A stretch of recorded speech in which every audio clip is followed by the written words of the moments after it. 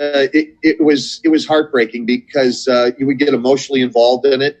And when I had to tell Artie that we were, going to part company, it was on a Thursday, I think it was, and he went home and whatever, and he stabbed himself like 7 times, and it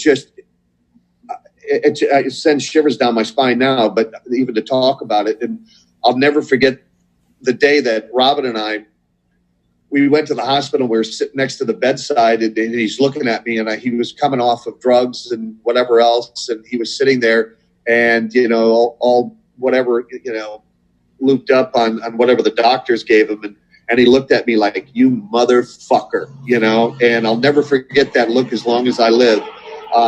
But we since talked about it and all that kind of thing, but it was just very hard, very emotional, and it was a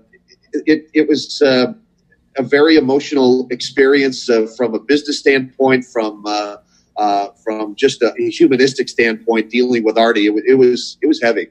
Does Howard finally say, "Tim, we can't do this anymore"? Or do you say, how does that decision come about? We both did. We both looked at each other and said, enough is enough, because it was just draining. Instead of, focusing and pouring your efforts into being creative and to, advancing the business, we were spending time dealing with Artie issues. It was consuming a lot of time. So we made a decision, and it was a tough decision. It wasn't done haphazardly, but it was done out of love, pretty much, that for the love of the rest of the staff, because it was killing everybody.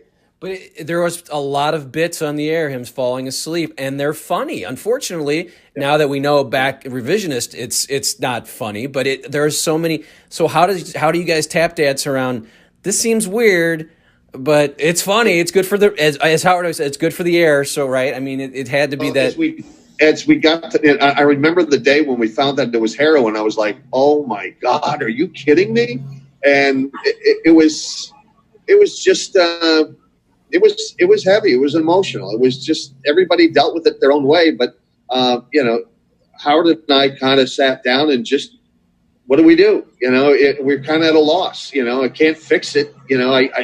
We can make decisions that affect the business, but I can't fix Artie. I can't take away the pain. I can't take away, what he's going through. So it is what it is. So we saw that you did this podcast back in January, and then he kind of just went off the face of the earth in April. Was that the first time you'd kind of gotten to really, because it sounded like he really wanted to apologize to you. And then I know people are just like, where is he? What's going on? Have you had a chance to talk to him or know what he's doing? That was probably the third time that I saw him. I saw him, he was getting back on his feet. He really looked the best that I've ever seen him. He lost weight and everything. And so that was good. And he seemed to be, in good spirits and all that. And it was really a loving, touching moment that he literally wrapped his arms around me and apologized. And I'm like, dude, forget about it. We're all good. It's just, but I was there. I love Artie, and everybody loves Artie. It's just couldn't tolerate the drug bullshit and the inconsistencies. And it was just a heartache, but it was so good to see him. The last time I did his podcast, we talked about a lot of cool things and got a lot of things kind of off our chests, and it was good. And I just pray that he's doing well and he's good and he's getting the help he needs. So you don't have a hard. I just wish the best. I was gonna say you don't have a hard line to him and going, "Come on, Artie, it's Tim." Come. No. I reached out to his agent, to see how he was doing, and I didn't get a response. So I don't know if that's good, bad, or indifferent, but I just hope that he's getting the help that he needs. Yeah, let's hope he reappears. So you create these networks, Howard 100, Howard 101. That seems like the hardest part would be, because he had, 3 channels to start when they announced it. It comes down to 2. Tell me about how hard it is to say, oh, my, what are we going to put on that other channel, right? That's where the creative comes in, and that's where Superfan Roundtable and Pharrell, and you had all these kind of, that was really where you get a chance to go, we can do whatever we want, right? And tell me some of those favorite shows that you got to do there. Well, in building out the channels, we knew that we wanted a main channel for Howard that was Howard 24/7. The thinking was like when you hit the button on a Coke machine, you know what you're going to get. You know what it tastes like mentally. You know what it what it looks like and so forth. And 24/7, if you want Howard, you're going to get it on Howard 100. On Howard 101, we did a West Coast replay, so they would have it, as a morning show on the West Coast. And the rest of the day, Howard and I decided that why don't we build out a male-targeted network? Because, someday we thought that, Howard's going to retire, and then we would have all of this content developed that's in his likeness, that's, downstream from him, that we would package, and the Howard brand would continue to go on. And my thinking was that I wanted to develop these shows, for example, like Back Office Radio or Geek Time or a lot of this other stuff that we did, which was a lot of fun doing, that we'd see what stuck and what didn't stick. Because one of the beauties about satellite radio is there aren't ratings. So you can try things and you don't have to worry about whether it's going to be Nielsen rated and whether advertisers will buy it or this or that. We tried to make it in the likeness of Howard, but it was really a great exercise for me and developing, the creative part of programming, because we could try things, and if they worked, they worked. If they didn't, they didn't. But we developed a lot of good things that came out of it, like the Howard 100 News, like the things. Back Office Radio was a great show that I loved that we did, and with the comedians, with Andrew Dice Clay, and with some of the bands we brought in and developed. And it was just it was like a playground for programming, and Howard was willing to try chances. One of the great things that we did was I worked with Sam Simon in developing this half-hour special called The Bitter Half, and it was a show about the wives and girlfriends of the show wanted to keep Howard alive. Beth wanted to kill Howard for his money, and it was hysterical. We put it on the air, and the response was incredible. And I wanted to take it and do it as an off-Broadway show, but Howard got, I think, a little nervous about the premise of it, but understandably. But it was we just did a lot of fun things and had a lot of great experiments working for us. So yeah, and I mentioned I was a fan all the way up, but unfortunately, once Artie left, it was sort of over for me. I don't know, the show just didn't sound the same. And then we move into the 2013, and we've seen on YouTube there's the summit meeting. What was that like as he's sort of changing, and as Gary would always say, evolving, quote, what was the summit meeting like for you when you see Howard on that stage saying, I want A-listers? Were you aware that this was what he was coming with? It was game over. It was game over for me. We were on an attack that was so powerful and so successful. If there was when you do a change like that, you got to show value add. You got to show to the audience why you're doing what you're doing. It's not that it was wrong what he did. It was in the way that it happened that was wrong. So, but it is what it is. It's his bat, his ball, his game. So he can do whatever he'd like to do. So God bless him. Yeah, and you said it was the beginning of the end. The end happened so weirdly. I know you've told this story before, but your father passes away, right? And you've decided this is kind of be my time where I want to maybe take a leave of absence. Tell me that story, because it does really. When I heard this, I'm like, man, that's a terrible way to end it for a guy who's been with him so long. Yeah, it was personal, and I said, okay, whatever, and I just let it go. But it was a moment. It was a lot of things. Both my parents were dying at the same time. That was very hard. I never even knew how to even deal with that, and it was tough. Because I literally dedicated my life to Howard. I moved from Philadelphia to New York on my own dime. I believed in him and what we were doing so deeply, and it was such a part of my life. And when that happened, it was tough. But life goes on. You pick up and you move on. Yeah, so you did move on. But how long does it take to get over not being there? Because at this point, essentially, he just says, you wanted to take a leave of absence, and he goes, I'm just going to let you go. Which, did he ever explain what that was about? But then secondly... It doesn't matter. It doesn't matter. It doesn't deserve discussion. But the thing is, you pick up, you move on. It's not how many times you get knocked down. It's how many times you get up. And it literally, like when the Howard TV crew was cut loose, Doug called me up and said, hey, I just got fired. I'm like, I said, dude, it's the best thing that'll ever happen to you. And he goes, why? What do you mean? I said, it'll take you 2 months to recoup, to get your soul back, your heart back, your psyche back, your sleep patterns back, and all that kind of stuff, because you live it every single day. You're brainwashed. You're living in a bubble. And when you get out of it and you see that there's life outside of it, you go, oh my God, and it really is like a rebirth. And so it's what you go through, and life has its ups and downs. And that was one of the greatest ups of my career. And I'll be forever grateful. But, you move on, you rebuild yourself, and it takes time. So it's all good. What reinvigorates you? I did TV broadcasting for 15 years, and I remember after I left it, it was like this cloud. People said to me, "Your face looks like you don't have that scrunched up face. You look more alive and awake." And I did not know this was happening, but I knew that at the end I was like, I can't do this anymore. So I understand. Well, it's interesting. It's interesting because we would all, if you weren't in bed by 8 o'clock at night or by 9 o'clock at the latest, and falling asleep because you had to get up at 4 in the morning, 3:30, 4 in the morning. And it's grueling. And you do that every single day.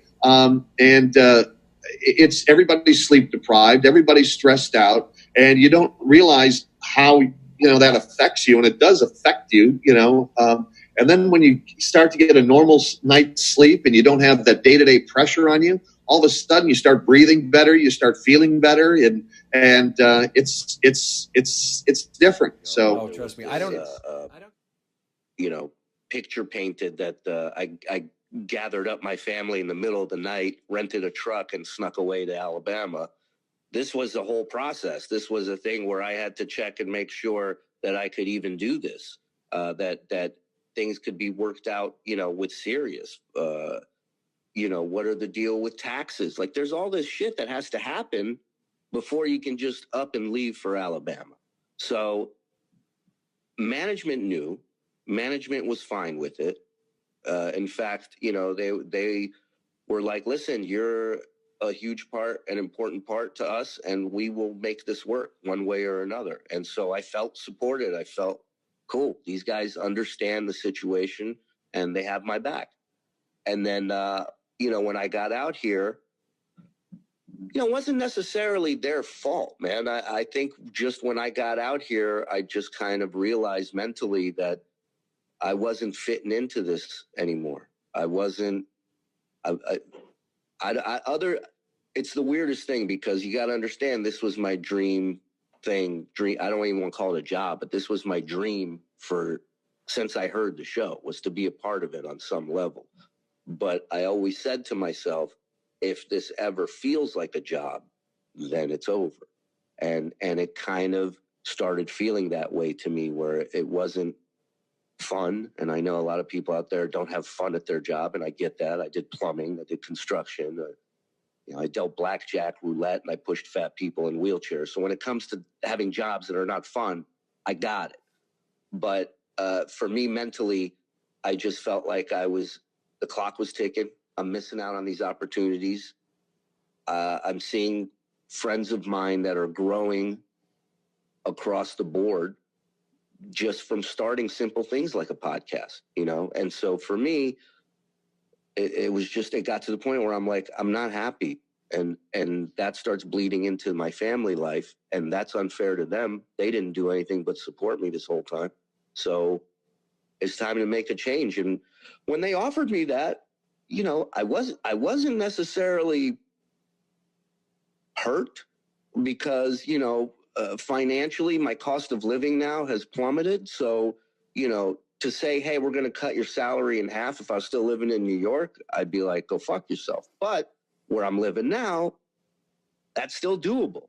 Losing the benefits, that I wasn't happy about and didn't really understand. But at the same time, there's a huge part of me, it's 15 years of my life. Walking away was not going to be easy. So I agreed to it at first. But then, when the agreement kind of changed a little bit, that's when I was like, okay, you know what? It's just time for me to take control of this and do it my way and bet on me. And if I fail, I fail. But I don't feel like I will. I'm pretty confident. Hi, darling. Oh, I love when we see the kids come through. Was this something that other people had to do too, or was it just you? What do you mean? Were you the only one that they said, "Hey, we're going to make you part-time now because you moved out"? I don't know. I don't know. Nobody's come to me from there and said, they tried the same thing with me. I don't think so. But again, I don't know. What was the difference when it went from being in the studios in March and then now working from home? Just tell me the minutia. I'm always curious how it really came together quickly. Howard's now in his basement, and Robin's in her wherever she was, looked like her kitchen. But the show obviously sounds the same, but they put out clips and you get to see now Howard's basement and Beth coming in. But how did it change the way the show was done, and how did it just talk about that time where everybody kind of just regrouped, because you guys all do work in an office, and now this is a big radio show.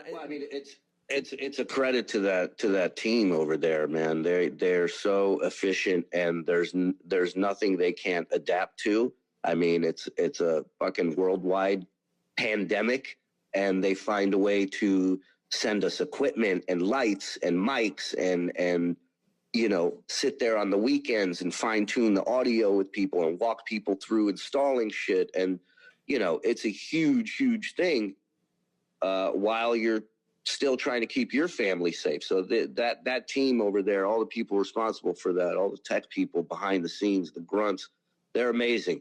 As far as for me, as an on-air talent, as they like to say, it was a big change. It was a big change because I'd finally gotten into a flow there where I could go to Gary and be like, "Hey, I got something on high pitch," and he'd go in. It wasn't even like, "What is it?" And there was stages there for years where it was like, it was like TSA, but not TSA in the States, TSA in Israel, like where they're hardcore. And they ask you some, are you circumcised? Weird shit to see, how you react. So Gary at first was like, "Okay, what's the information? Okay, when did you hear that? When did you?" Now I'm in a point where I'm like, "Yeah, I got this." He's like, "Go, boom." So I'm in, and so for performance wise, everything changed, and there was really no way to find that groove. It wasn't as organic as it was.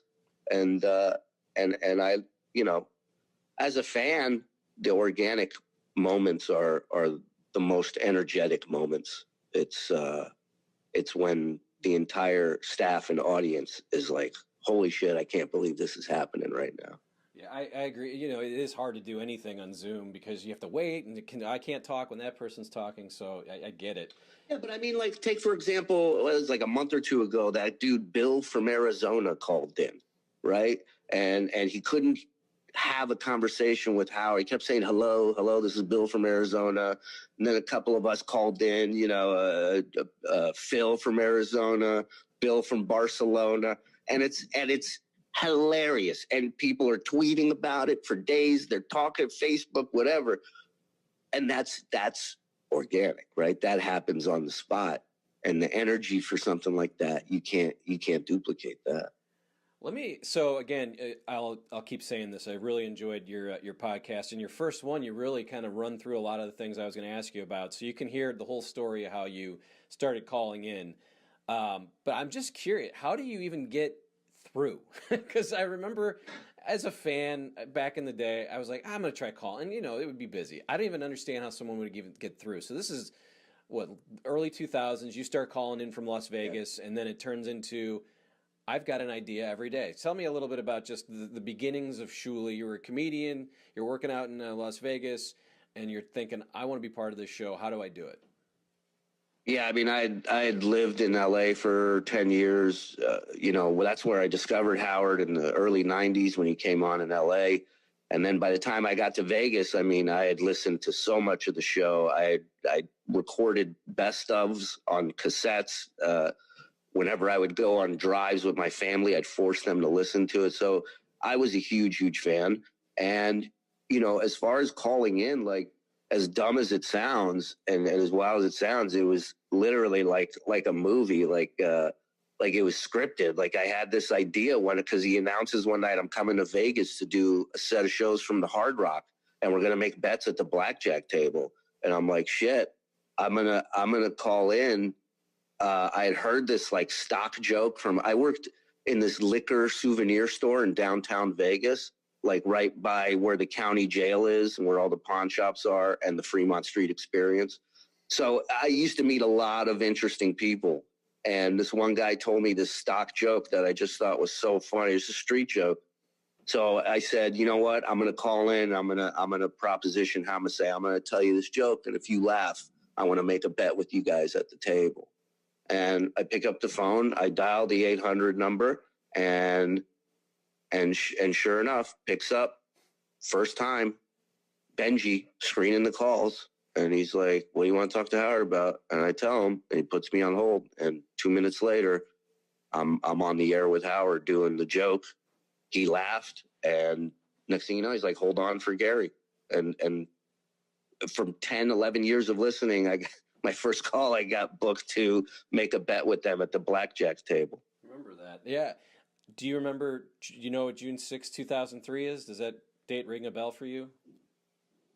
I was not on the grassy knoll, if that's what you're asking. Well, what is that? It was your first day sitting in on the show, according to marksfriggin.com. And I'm curious about just sitting in on the show. So you're a caller. You're starting to make your way through, but now you're asked to sit in. What is that day like when they call? Just give me a little bit about that. I'm sure it's Gary, but tell me who calls. Where are you, and like what's that feeling like when they're like, dude, you're gonna be not just calling in, not just being in for the news. You're on. I mean, you started the day that morning on the show, according to Mark Friggin, and I sort of remember it. Yeah, it was wild, man. It was. To think that they would even give me this opportunity just shows how poor the booking was back then, really, is what it shows. There's no reason I wasn't ready. I didn't know shit about radio. I wasn't really funny then. You know what I mean? Like, I was so new to everything. But again, here's the thing, right? Like, I was calling in with material. I was calling in with games, with questions, on my own. Nobody asked me to do it. There was no payment for it. I used to have comics in Vegas that would be like, what the fuck are you doing? You're staying up till 6 in.the.morning, calling some fucking show. The guy doesn't pay you. And I'm just like, how do you not get this? To me, it was a no-brainer. I'm like, because Stuttering John would sit here and go, oh, he loves your calls. Or Benji would say, oh, he really likes your stuff. That's all I need to hear. That's it. I'm doing, that's my job now. And that's literally how I treated it. So when they brought me in, I mean, I'm almost positive, because I don't remember a lot about it. I'm almost positive it was terrible. I remember I sat in for the news once at K-Rock, and Gary, to my face after the segment, I go, I'm just sitting there in my head going, I wonder how that went. And he goes, no, you did a great job. He goes, why don't you go hang out in the Yucko the Clown room, which was his way of saying the bomb room. And I'm like, I remember at one point Howard saying, and I don't know if it was this appearance, but I remember at one point saying, I like when you call in because I can hang up on you. He's like, can you go call in from the green room? So I probably was just shot out of a cannon, blah, blah, blah, blah, blah, all over the place. I know it didn't go well. But